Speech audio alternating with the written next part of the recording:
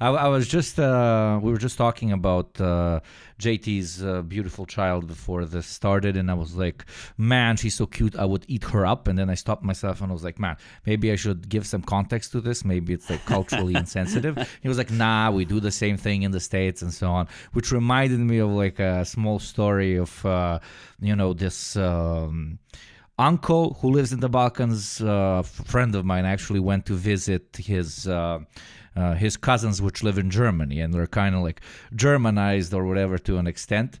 And some of the cultural norms kind of don't exactly fit. I'll use those terms. And he got into a very weird situation because, in the Balkans, it's absolutely normal when you see like a small boy or whatever from a family that you're close to, and, you tease him, you talk to him, and you ask him, oh, is the dick growing? How's the dick? You literally say shit like that. And this dude goes to fucking Germany. He speaks German because for some reason all of us in the Balkans do. I mean, we won the war, and yet we do learn their languages because we want to clean their toilets. But no, and he was like over there, and he sees him, and it's like for the kid's birthday or some shit, or like I don't remember exactly what, but there's a shit ton of other people, mostly Germans there, and midway during the day, he's on his third beer, and he's alone with his little cousin, but not really alone because there's 20 people around. He's like, oh, how's your dick, cousin? Is it growing? No. This fucking 35-year-old dude asking this 7-year-old. The Germans lost their fucking shit, started being aggressive or whatever, and people needed to, they were coming from a good place as well. Like, what the fuck is this pedophile doing here? But no, it's completely normal.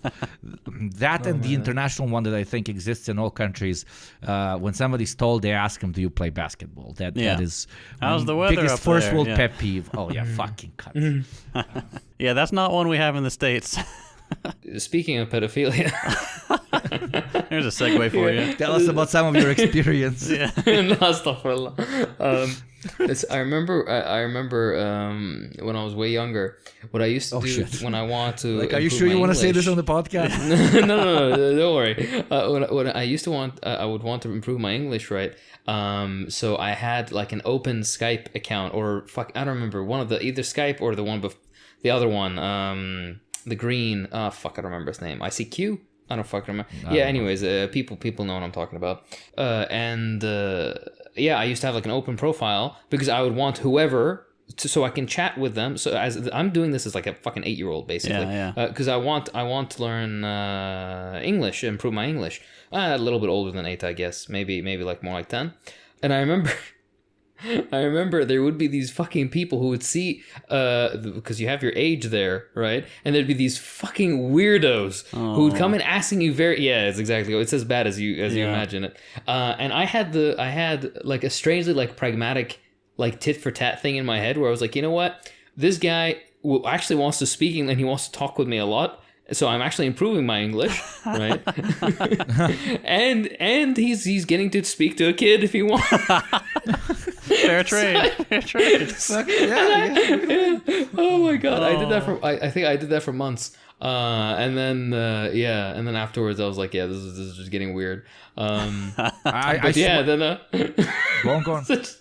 No, that's it. That's just I swear I had a similar situation, just arguably worse, because I remembered it when I was like, I don't know, 25, that I probably had like a relationship back when I was 13 with probably like a 40-year-old or something, because like it made absolute sense back then through some forums. There was this girl from the capital city. I'm from the small city. Yeah. She's super into me for some reason, but my 12-year-old brain, 13-year-old brain isn't getting it. She says she's my age. She's sending me pictures. I'm sending her pictures. Thankfully, I don't think I sent anything lewd or whatever. For like months, we were like doing back and forths.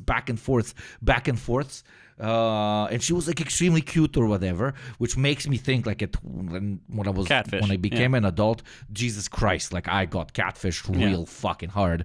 Hopefully by someone my fucking age, but it would make no sense. I wasn't a good looking kid, at least to non-pedophiles. I was pretty nerdy, stupid, like I was not charismatic at fucking all. And let's be honest, back in those days, not all the girls on forums, okay? They were doing actual fun stuff, not on fucking gaming forums or whatever the fuck. So yeah, I guess when I count all the relationships that I've had with the biggest age gaps or whatever, I should add a pretty big one, because I don't think there was a girl from the capital. That's all I'm saying. Oh, sus. I wonder how many little Iraqi boys, little Balkanoids out there are on chat roulette trying to learn English. Oh my god. This might be oversharing, but I remember like once or twice, but I was over 18 at that point, and I'm sitting, I'm in the mood or whatever the fuck, and I don't want to check out just the usual adult websites, and I'm like, oh man, remember they told, like, people said about those rooms, and there's people like doing sex stuff on it, and I, for some reason, I'm a cis straight guy, so I was expecting women there, which obviously Jesus, no, the amount of penises I saw in the like 15 minutes was absolutely impressive. But I was gonna say, you saw almost as many penises as I do. Yeah. At work in my professional job. It was Hakeem the whole time. He was live streaming from the office. I'm unironically not disgusted by like dicks, like showers and gyms. But like the rest of the male body freaks me the fuck out. Like really, fucking hair. I have to deal with hair. Oh Lord, have mercy on me. No. You can just shave the hair. Yeah, I guess. But like the chest and the voice and beards. Oh my God. Kissing a beard, man. Good luck. Respect to everyone who's into it, but not for me. Not for me. Dicks, okay. I have no trouble kissing you opening's beard. So, and I'm a cis straight man. So yeah, and you can have like little snacks in there. You can have little crumbs from the cookies you were nibbling. Oh yeah, you get to share. You're right. For the audience, I make them shave every time they come visit me in my hometown before we do the fun stuff. Right? Yeah. You guys have anything to share? I have like a life destroying moment that I've had. I don't know, about you guys, but I just watched the last episode of Succession 2 days ago, and holy shit, and thank you God that I have this like communism thing I believe in, because I would have nothing to live for right now. And I know that if you haven't watched it and you see any stills from the show, it just looks like LinkedIn stock footage, but that shit's almost on par with The Sopranos in my opinion. I'll miss it. The anti-capitalist message without being too preachy, the writing, the twists and turns, it was a day to remember when it ended. And I mean, I liked it so much that even as like my part of the world has gotten a few steps towards the brink of another devastating conflict, I'm still like not checking any of that shit, only checking out like analysis of the show and the last episode, what people think will happen after it. But yeah, like as a dear IRL comrade of mine said, don't worry, somebody will have to tweet from the trenches, so there's a job for us. But other than that, right now I'm super bloated. Like I for all this shit talking about over consumerism and so on, I have this like sushi place near to where I live now, and it's a all you can eat fucking thing. And I went there, and I'm so glutinous that even after I had like my first glutinous, I'm such a gluten dense boy. I'm such a boy. I'm such a fucking glutton that like I looked at that shit and like I ate the first two pieces, and the fish was obviously very fucking bad. But like I just gave this much money for a buffet, so I'm at least gonna eat 2 times what I just fucking paid for, and I am literally like dying right now. Usually my when I pull down my movable desk, my stomach, which I do have a pretty big fucking gut, but it doesn't like actually go on the fucking desk. Now it is on the actual physical desk. I look like Jabba the Hutt fucking recording a podcast. But one question, like genuinely. To both of you, how do these places make money? And especially in the US, I mean, I don't want to sound fat phobic right now or whatever the fuck, but you guys can eat like 2 fucking trucks and go back to dessert. How do these places not go under? Like seriously. I think they generally probably charge over what would be the price of like a starter and a main dish and a drink. And most people have just about that much. And I mean by like a good 85% of most clientele. Americans. Well, I can't speak for Americans. That's where JT has to step in. Yeah. No, I think you're right. It's low quality food most of the time, or low-ish, like passable. But also, the average person who comes in is going to, the restaurant's at least going to break even because they're not eating all that much. You have the champions who come in and like, I'm going to be here for 6 hours. I'm going to eat, 3 full pizzas, all that stuff. But that's not the average person. Understood. Wasn't there like a restaurant that was like, this is extremely getting dark now, but super fucked up? Like, how could, again, capitalism, am I right? I'm so edgy you got me. But wasn't there these few restaurants that were all you can eat and they like gave you free food if you were over, I don't know, 200 kilos? Yeah. Like that, how is that? Like, if a dealer did the same thing to like a heroin addict, we would be like, rightfully, Jesus Christ, man, that's super fucked up. But like these people are addicted, and they're giving them, what the fuck? How is that legal? It's the U.S. That's America to me. It's my freedoms. Okay, please. It's the Wild West, baby. We can do what we want. I'm trying to think. Do I have a buffet story? I remember one time I grabbed a family member of mine and forced them to walk for like an hour to this buffet place.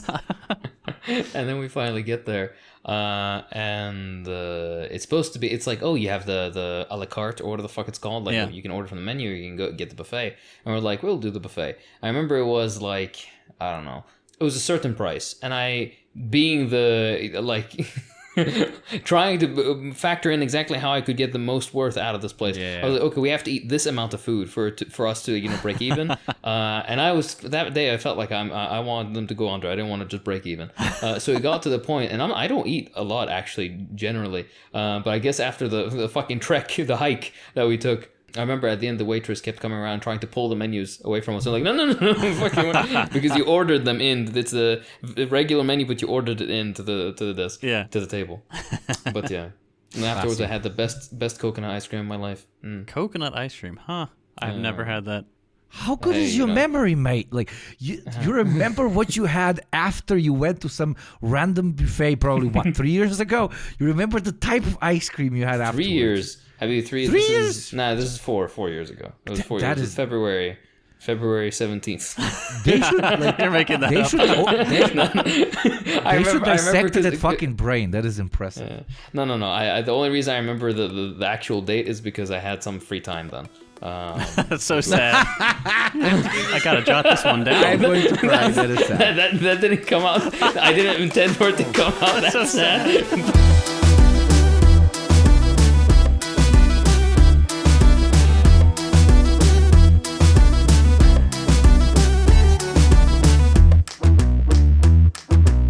Hello and welcome back to the Deprogram, everybody. Today will be a juicy, spicy topic.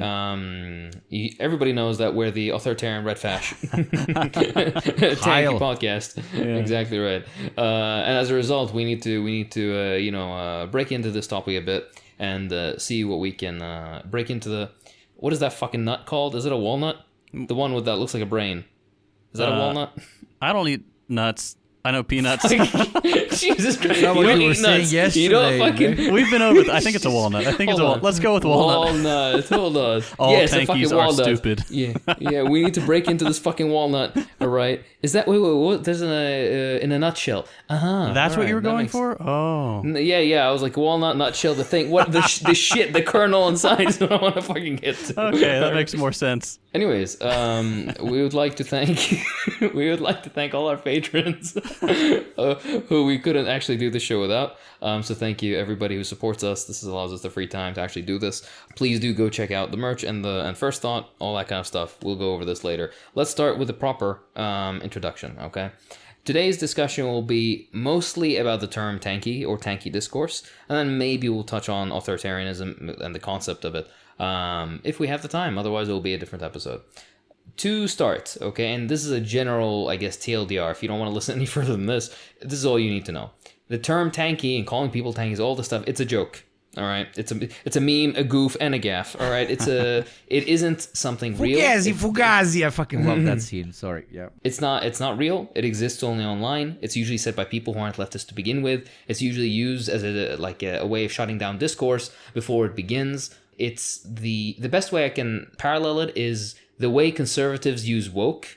Right? It's a completely meaningless fucking term. On the inverse, liberals will say tanky. And it's completely fucking meaningless. Let's get into the actual history of it, though. Do you guys, boys, have any comments to what I just said? I think it's worth noting that all of us have been labeled tankies, like by the, I won't say any names, but the big, the debate streamers, that kind of person. We've all had reaction videos to our content, which is, including my content, which is very, very mild. Yeah, it's a very nebulous term that just seems to be applied to anybody regardless of what their actual background or political perspective is. I find it hilarious that I've sometimes seen like things as strange as sometimes I've seen like one anarchist call another anarchist tanky, which is funny enough, but sometimes I've seen conservatives talk to other people like pro-capital, these people, or liberals speak to each other. And then they'll call each other tanks. It literally has lost all fucking meaning. That's exactly. One of them called Noam Chomsky a tanky the other day. Then this was, one of the streamer guys. I was like, oh my god. Yeah, he became a tanky after they found out that he was on Epstein's island or whatever the fuck happened. Of course, like I knew that Chomsky would eventually go down through some bullshit, right? It wasn't his dog shit takes on almost everything. I mean, no. He's done some decent work. I'm not gonna be too rude to the man, but it just so happened to be this. I wouldn't have guessed. Yeah. But all right. But that's the scariest part, that the normies got to the fucking term. Yeah. Like now you see like Fox News articles using the word tanky. Like the normiest of normies, the most vanilla of mayo fucks, right? Yeah. Now fucking use it as a free for all, which good, because that's good. That means the term will die even fucking quicker. That's what we need. Exactly. And what is even worse is that now it's objectively uncool. Now you're not only wrong when you use it, but you're also now you're a dweeb. Uncool. Yeah. I'm just waiting for an official, what's it called, like a U.S. government organ to tweet out and call something or someone a tanky. Then that'll be, I think, the final nail in the comment. Probably happened. Put it on the state sponsors of terrorism list. Exactly. Cuba, DPRK, tankies. Exactly. Oh my god. Anyways, let's discuss the origins. The original term tanky, which by the way is an incredibly unimaginative name. It was taken from British left-wing, it's considered to be a derogatory term, I guess, from the British left-wing of the 60s, 50s, actually more accurately, for people who supported Soviet intervention in Hungary at first. I'm not going to give the fucking TLDR, although I did write like a paragraph on it. So, but I'm not going to go into that.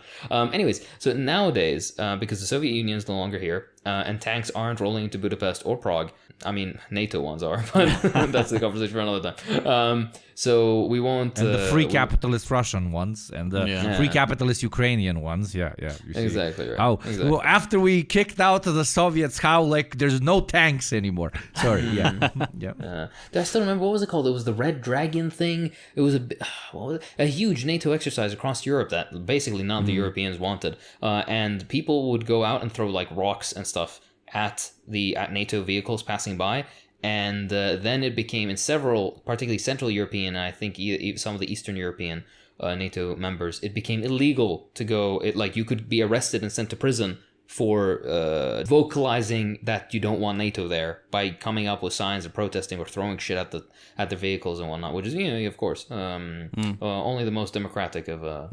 Anyways, that's a discussion for another day. Nowadays, okay, since there's no Soviet Union, there's no... that entire period is over. It's used mostly by people who think they're leftists. Very rarely do genuine leftists say it unironically. I think in the most serious of cases, there's like a hint of irony or a hint of comedy to it. But anyways, it's used by people who think they're leftists to demonize people who are usually to the left of them on a particular issue. That's one way. You'll come to realize that a lot of the people who use this term use it incredibly nebulously. I don't even know if that's a term, but you know what I mean. It's just up in the air. It doesn't mean anything concrete. So so on one side you have people like this. Speaking of which, the program is on Nebula from now on. That is true. But exactly. So one side is just liberals and anti-communists who just want to insult anybody to the left of them. And another side is usually also liberals and anti-communists who want to use it as an insult towards anyone who defends or even clarifies misconceptions about, and that's usually the most common one, clarifying misconceptions about former socialist countries, be it Cuba or the GDR or the DPRK or the Soviet Union or something like that. Buzzword like terminology like this, again, like woke, it's used sometimes also in place of another term, which we see on occasion, but I don't think anybody generally means this, red fascist or redfash, which is supposed to indicate that, no, you are just like an actual fascist, which, like, you know, combination of state and corporate power, it doesn't make sense, really, the way that they're trying to ideologically put together, but with a red coat of paint. You'll come to realize also, because of this, none of these have any ideological consistency. Not only is the word vague, but all the terminology that they base it off of has absolutely no ideological background. So it really is just a boring insult. And the worst part about it is, because it doesn't even sound interesting, it's not even fun to say, it just sounds kind of fucking stupid. Yeah. So it just comes off, being mostly silly. There is another side, and this is, I think, a more common one that you see, and probably the most common one. And it's anybody who, usually a Marxist-Leninist, or a person who identifies as a Marxist-Leninist or a derivative thereof, who supports certain policies that used to exist or are part of the like corpus of Marxist-Leninist theory, which by extension is the vast majority of Marxist theory nowadays. I mean, in historic praxis, in case people misunderstand me, usually meaning dictatorship of the proletariat, the concept of democratic centralism, the idea that there should be a certain like internal security apparatus to maintain the gains of the revolution, that there's an active suppression of the bourgeoisie and former bourgeois elements, these things, or basically clarifying or supporting or identifying with, I guess, any former quote-unquote actually existing socialist country. This is what usually gets the label thrown at you most. In a nutshell, something that I'm fucking getting right for once. In a nutshell, it's meant to usually dismiss or ostracize Marxist-Leninists in particular, but other leftists who identify with the things I just mentioned, without actually engaging with the argument or offering some sort of counter-argument. Most often, in my personal experience, I've been doing this for a while, my personal experience is usually liberals who like to do their little cosplay as leftists that throw this term out. Most genuine, serious leftists, and by that I mean people outside the internet, of course, because the internet is real. Most actual dedicated leftists, I've never actually seen them call anybody or refer to anything as tanky in real organizational spaces. So yeah, woke for communists, that's literally what it is. It's just a buzzword. One more thing before the boys kind of take over. There is something that is a bit like, I guess, to the chagrin or to the sheer cope of certain liberals that like to do this cosplaying. The vast majority, and people sometimes get irritated when I've said this because I've said this prior. A vast majority of the left in the world globally is in the imperial periphery. It's not in the West. And the vast majority of the left in the imperial periphery, which is, by extension is the vast majority of the left globally, identifies with or is a derivative of Marxist-Leninist states, Marxist-Leninist thought, Marxist-Leninist theory, and the vast majority of them could quote-unquote have the tanky label thrown on them.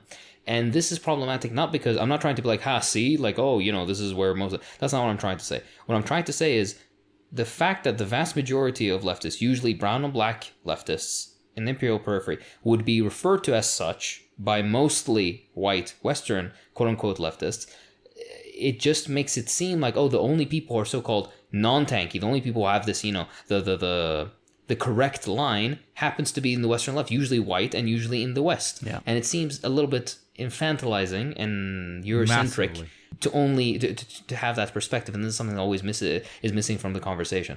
It's also used as a way of dismissing, by extension, lots of actually existing socialism or previous socialist experiments, which were by vast majority not white.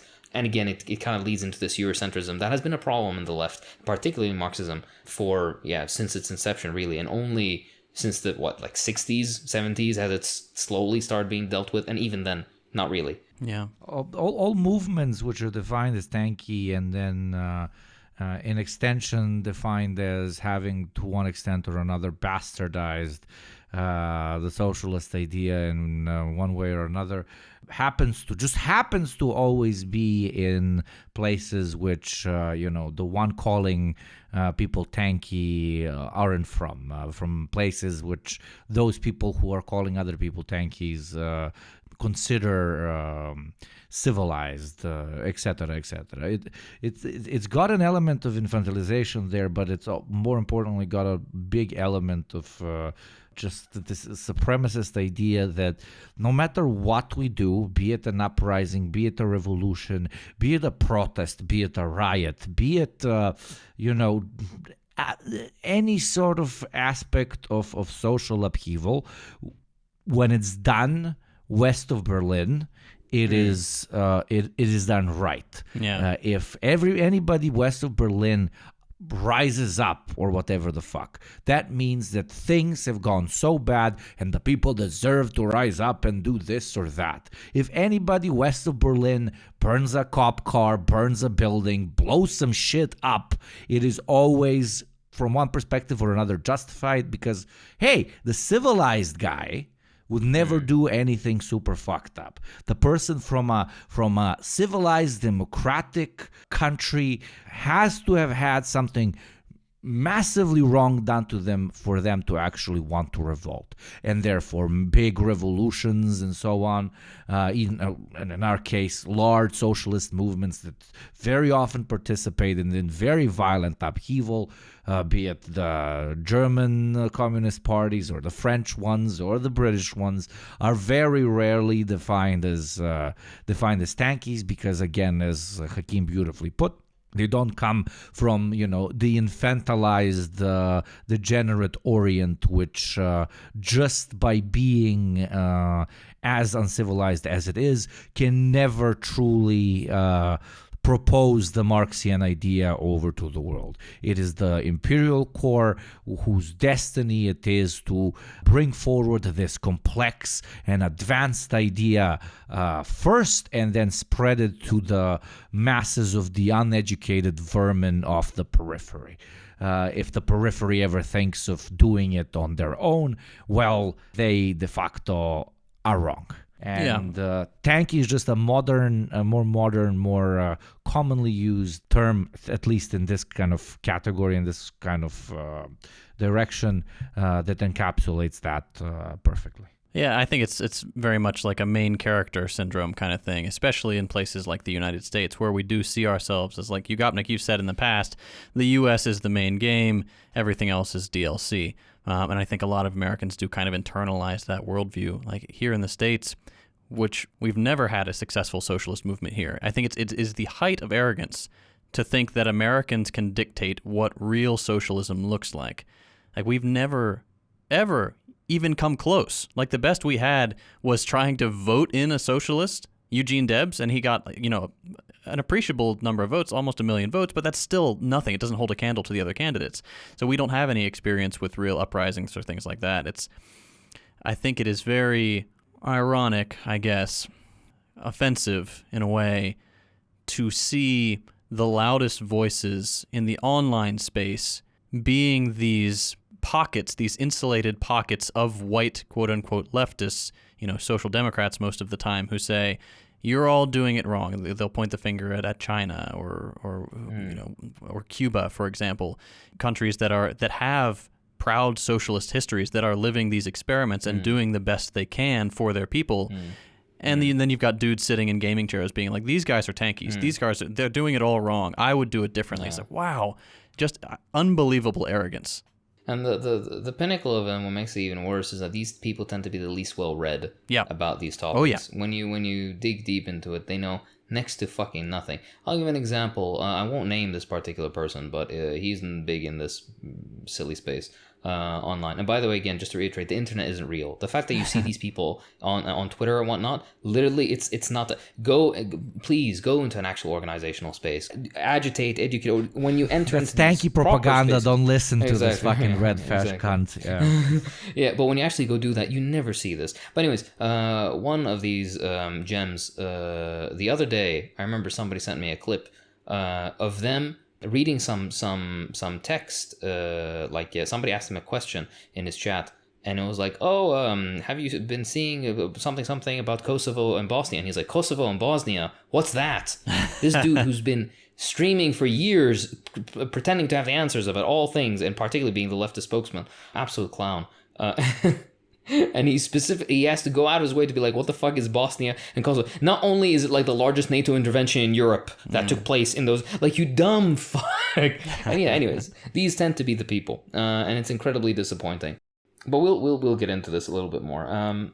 I think it might be worth mentioning here that you can think of it as Tankie being the new commie. Like, people don't use commie anymore because it sounds silly. Like, you know, you see these old propaganda films and you're like, hey, this guy seems like a commie, he's a red. And it's like, if you heard someone say that, you'd laugh at them because it's just goofy old Red Scare propaganda. So they can't say that. So, suddenly there's this new term that means essentially the same thing. It's someone who supports a quote-unquote authoritarian regime or whatever, so you have to dismiss them out of hand.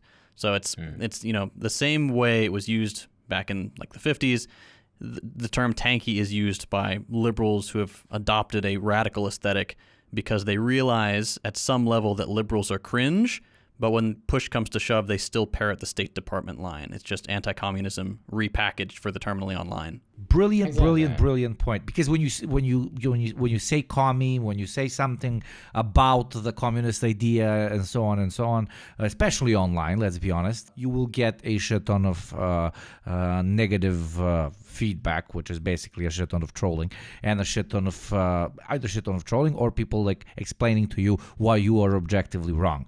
But when you use this term that nobody really knows what it is, but people know what it is, but they don't know what it is, but they know what it is, then nobody gives you shit. It is a brilliant point, JT. It is a manipulation of typical Red Scare tactics applied by the modern liberal who is too afraid of sounding like a conservative. It is just a continuation of classical fucking virtue signaling and online political discourse where you win because you got more comments and more retweets. And nowadays you will get less if you call somebody a dirty commie, especially if you're followed by all these respectable libs and so on. They'll say, who the fuck am I following? What the fuck is this sort of language that they're using?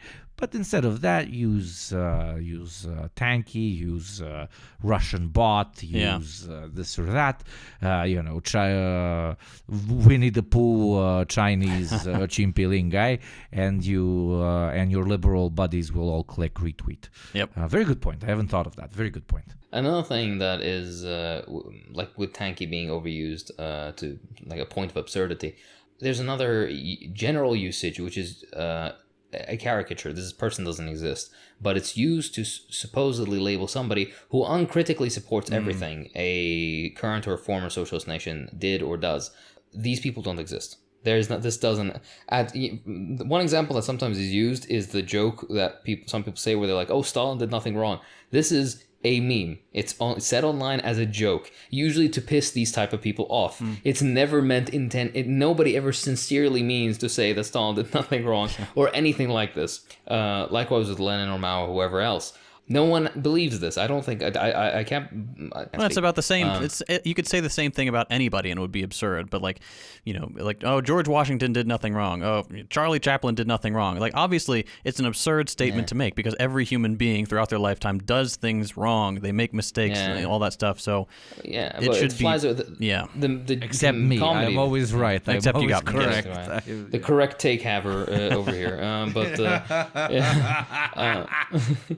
With that said, though, you won't ever find a more critical and nuanced view of former socialisms, current socialism. That's from people that are called tankies and shit, right? Yeah. Sorry, but tankies literally. It's not even like it's right. Of course, they're in every space of any kind, particularly. Yeah, but the others just say because it's bad. Yeah, this bad. Like, sorry, please continue. It just triggers me. Yeah. Mm-hmm. No, but I completely agree. Yeah, and sometimes you get into a political space online, particularly, which you should, do something more productive with your time, I guess. But you're gonna have some people who are a bit silly, of course, and they don't take it entirely seriously.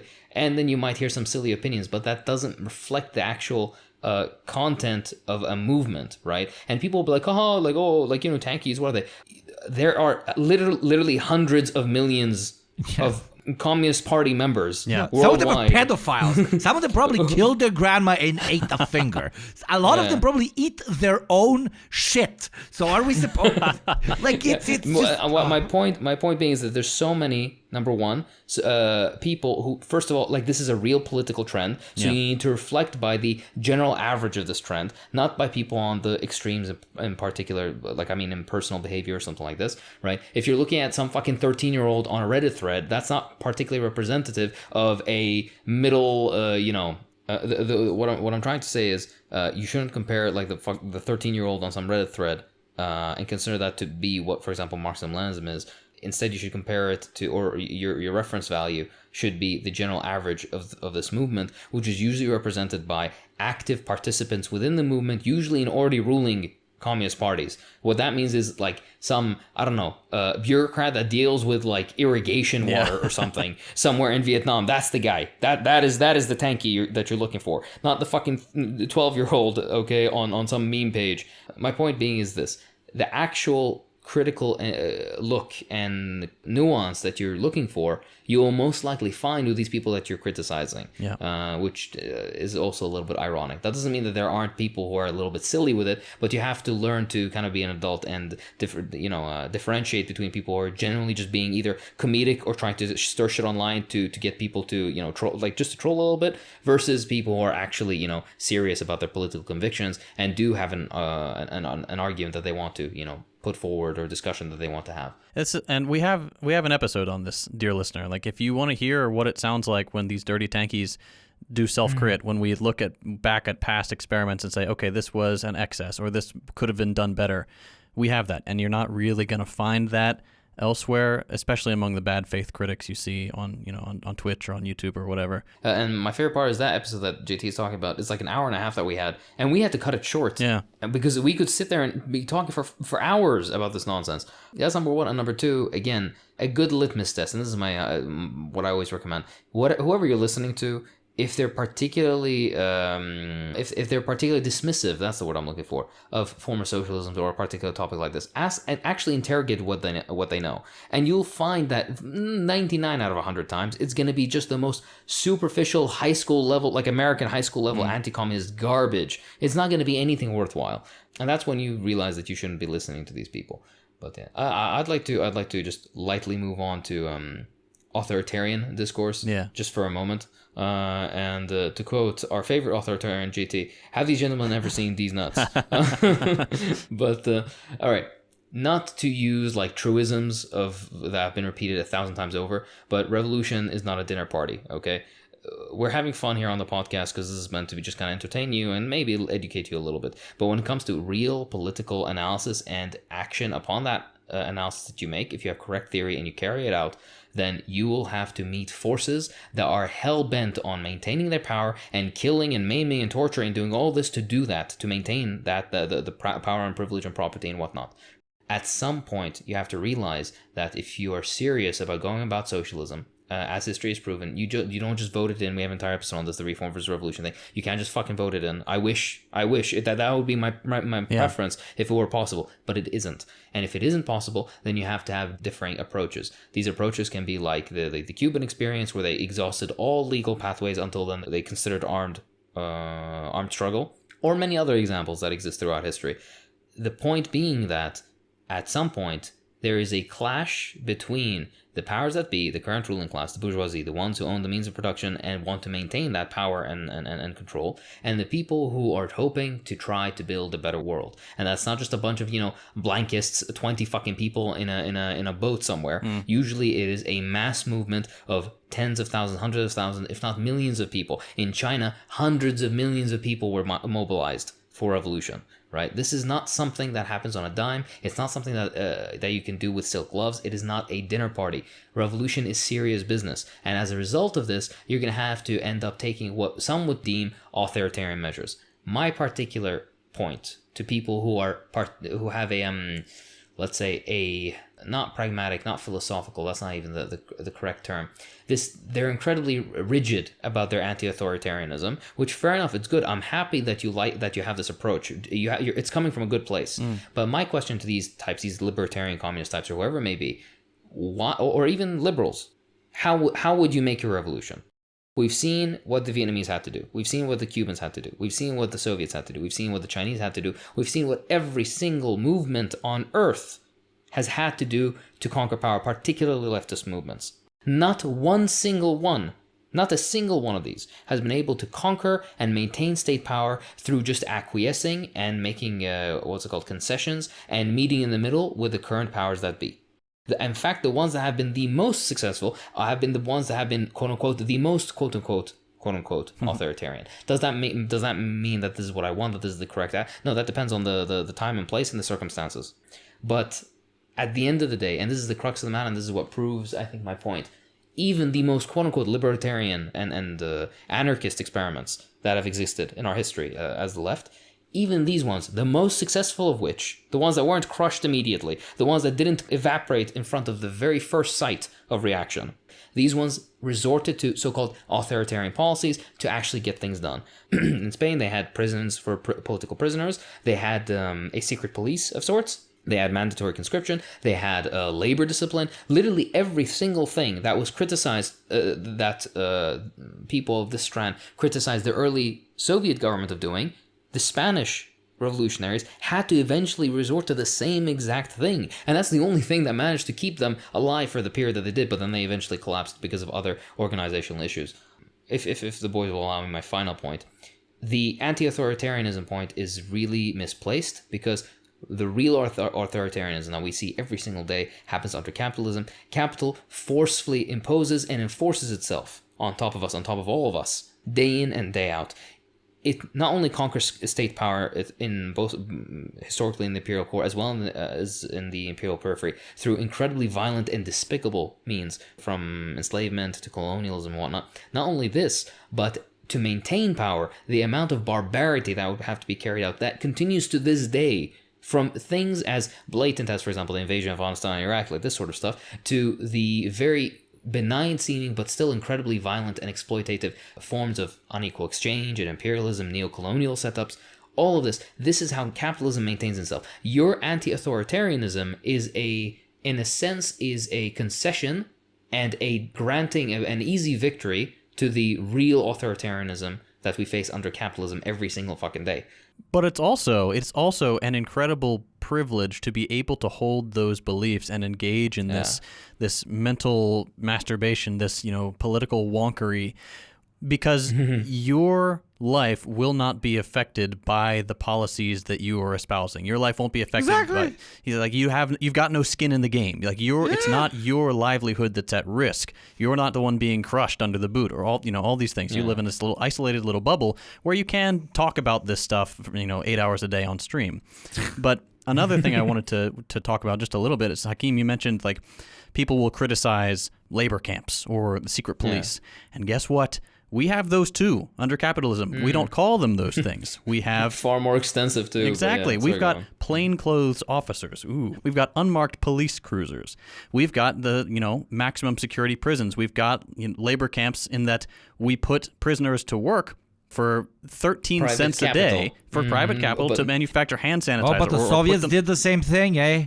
Exactly. But they closed it when? In 1960 something? Okay. Well, okay. We have to. What people never consider is the way language is used to twist our perception. It's capitalist governments versus socialist regimes, state censorship versus corporate terms and conditions, things like that. And on another note, literally every government on earth is authoritarian. It just means that some group has the authority to make decisions. Wouldn't you rather the larger portion of society who actually does the work be the ones to wield that authority? Someone's going to wield it, right? What gives Jeff Bezos or Mark Zuckerberg or Donald Trump or whoever, the ultra wealthy, the right to dictate that our lives should become increasingly unbearable every year? That doesn't make any sense. Why would you defend that? But to really drive the point home about the authoritarianism of capitalist regimes, the United States has the largest prison population in history, both per capita and by sheer numbers. The police will brutalize you for the crime of being poor. They routinely bulldoze homeless camps and destroy the tiny handful of possessions these people have in this world. If you don't work, you starve. And no, you don't get to say, oh, those people are just lazy. Okay, sure, some people are just lazy. But what about those who are physically or mentally incapable of holding down a steady job? There are no accommodations made for those people. They drew the short straw. They are worthless according to the logic of the market. People don't talk about authoritarianism under capitalism, but it is the most, if we want to even use the term, it's the most authoritarian system there is. I would like to draw a little parallel if you will indulge me or allow me. This is the thing that always irritates me. I've made this point so often. There is a general projection of everything that capitalism does on socialism. Yes. They like to pretend that, for example, under socialism they used to spy on everything. The Stasi, the German secret police, the East German secret police, they had a mile-long corridor with fucking paperwork, like literally every bureaucrat, like every fucking country. But that's a point for another time, all right? When you didn't have computers, of course you're gonna have shelves upon fucking shelves of paperwork and documentation. These people have never stepped inside a bureau in their lives. Anyone who actually finds this impressive or terrifying. But meanwhile, under capitalism, under your current system, not only do you live in basically practically bugged houses, right? There are people with their phones and Alexa, all this fucking garbage. Which, by the way, people will be like, oh no, but in Google you can go and turn it off and it won't be listening to you. Fair enough, yeah, sure. But we know for a fact that the CIA can spy on people's conversations through turned off TVs. Yeah. For fuck's sake, you think they can't look through do the same through your fucking phone if they wanted to? I'm not trying to be like, oh, paranoid, everybody's listening to you. No, that would be way too much effort into it. No, it's far more benign. Capitalism spies on everything you do in order to sell you shit. So it's not even to protect you, right? If it were to be, right? And people, this is another point that's like, oh, but under socialism, were they protecting you? Yes, of course. Do you know how many terrorist attacks had been stopped? This gets very irritating because I can go on for a very long, for extensive amount of time, but I'll just try to keep myself kind of, summary, to give a summary. People don't, I think, read enough, so that's why they have these opinions, and that's why they're content with just being wrong about this. Just to give a simple example, the amount of sabotage, confirmed, documented sabotage that occurred in like the 30s in the Soviet Union, for example, it's mind-boggling. We have mountains of concrete evidence. This isn't just some guy says it. No, there are people who had no fucking skin in the game. You had American business experts that would have to go over to the Soviet Union to basically when the Soviet Union would import capital from like the United States, for example, machinery and whatnot, and you had technical specialists that would go from the US. These people aren't communists. They don't identify the Soviet Union. They're going there to do a job. That's it. And they would be like, every single machine we brought, all of a sudden somebody dumps they go in to bed at night. They wake up in the morning and the machine is bashed up, or somebody dumped fucking sand and salt and shit into the oil, and now it's fucking ruined. This expensive millions of dollars worth machine is fucking ruined. And this happened across the Soviet Union from Vladivostok to the fucking Caspian Sea. People don't realize the amount. Right, and this, by the way, now reproduce this in every single socialist experiment across every single year to this day. Reproduce this. Now imagine when it comes to, for example, okay, an oil refinery plant, this is not a big deal, but imagine if it's bridges, right? Imagine if it's like civilian infrastructure, like hospitals and schools, which, by the way, were regularly targeted in Ukraine by the fascists, by the OUN, was regularly targeted. School kids were regularly targeted by these fucking people. My point being, to be like, oh, surveillance in general is a bad thing is an incredibly infantile and silly take. It doesn't mean that means everybody should be surveilled all the fucking time. That's not what the intention here. But my point being is, if you have such a big issue with what occurred in, for example, the Soviet Union or East Germany or wherever else, then you should be much more outraged at what occurs to you right now under capitalism. But you're not. You're living your day-to-day life and you don't give a shit. And it shows that this is an ideological thing. Either you had been affected by the general milieu of anti-communist propaganda around you, and that's why you believe the things that you do, and you can't be faulted for this, or you just generally are myopic about this. And I don't mean the people are listening to us right now. I mean the people who hold these opinions, the streamer types and liberals, and the people who live in this existence where everything that socialism supposedly did happens under capitalism, and to a far worse degree, yet people are just living their fucking life and they don't give a shit. It's to an extent, it's a continuation of like the previous point that you made. It's not even necessarily that, for example, surveillance was done over where these commies lived, but it's surveillance was done in these weird foreign places that innately would not do surveillance in a civilized and well-regulated manner in which we do it here. It was overused. It was done badly. It conflicted with core democratic values and so on and so on. But you're spending hours talking about this, days. You're writing books on this, while when interacting with a fucking NSA officer or something, you would immediately say, "No, man, don't you see just how many people want to absolutely destroy America? Of course, unfortunately, we need these secret services, etc., etc. Like, yes for me, but not for thee." Blah, blah, blah, not for thee, yes for me, or whatever the fuck the term is. It's absolutely fucking batshit. But even if you use like crazy, like idiotic monkey logic, like ooga Neanderthal shit to explain the hypocrisy of calling one thing authoritarian or not, my friend, if capitalism this, but socialism all this, but without the boss stealing surplus value, it's already less authoritarian than what it is now.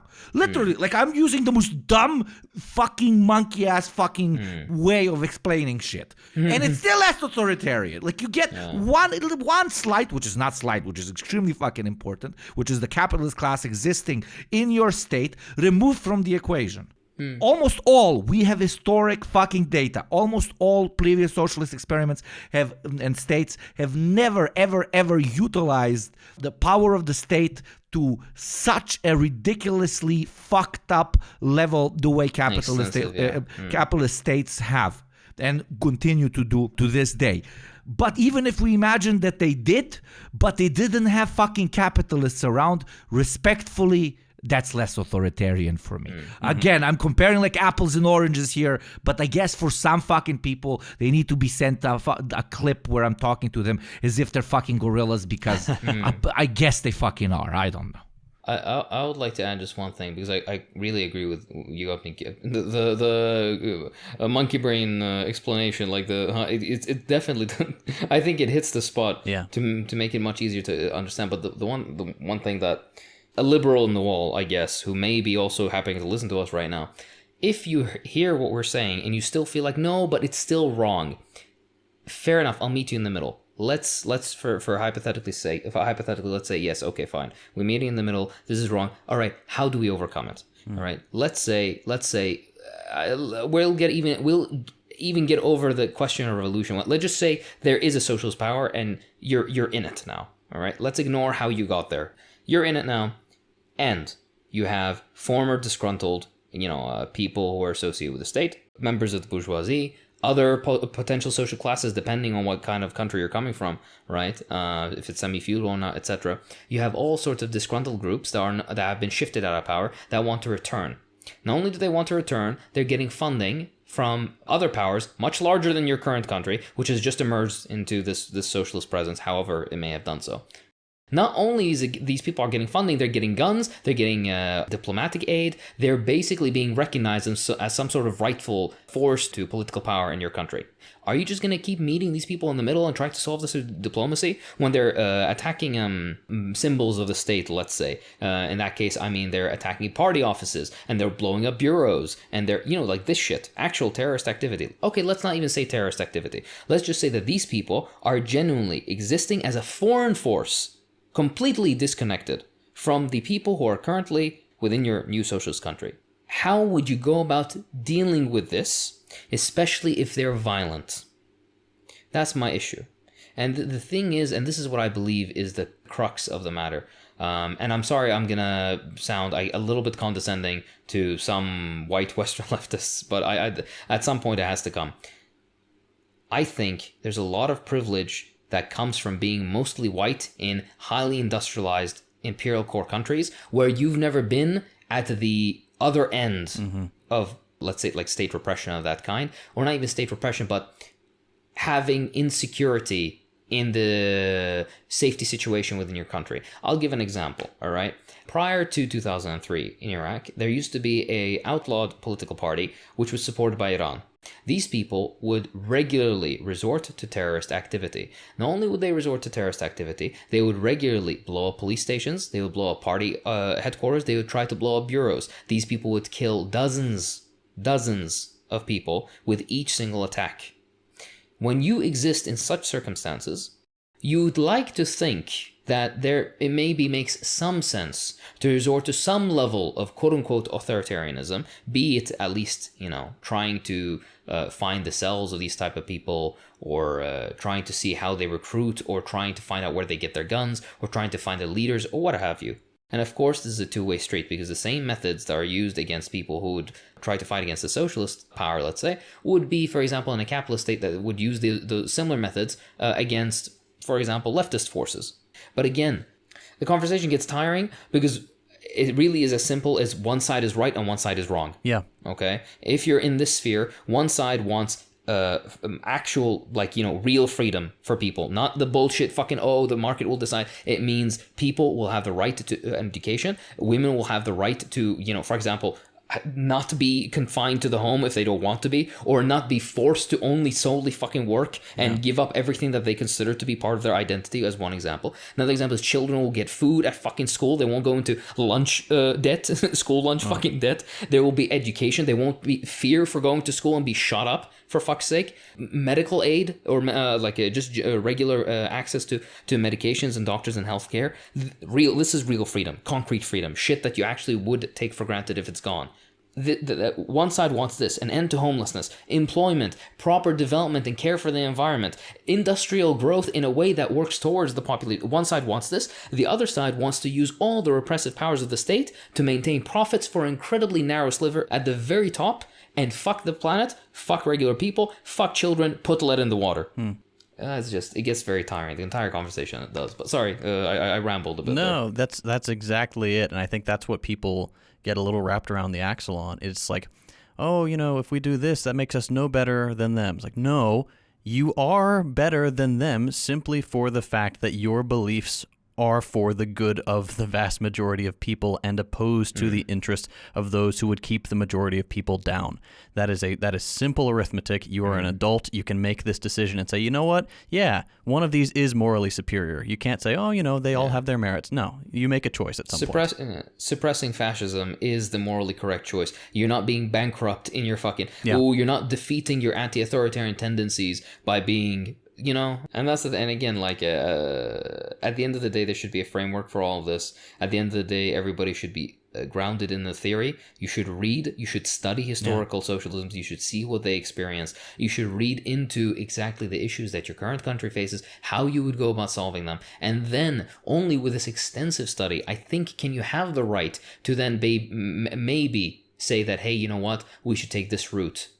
If you really want to if you believe that there would be a route that would lead to success based on quote-unquote anti-authoritarian principles. And I will say, as a person, as an Iraqi, who would love nothing more than to see the success of leftists within the United States and other imperial countries, please, if you truly think that you can get into state power, maintain state power, suppress capitalism, suppress markets, develop socialism, and do this all while aligning yourself or maintaining your anti-authoritarian principles, please do it and show us the way. Yeah. Please. I'm not saying this to be a dick. I'm not saying this as it's a genuine request. If you truly believe you know what is right, then please show us the way. Maybe you genuinely do know what's right, and maybe you'll be the next fucking head on the poster. All right. But so far, from our personal experiences, as well as what history has taught us, there is one way, and sadly, it isn't the... It's the tanky way. I don't know what to say.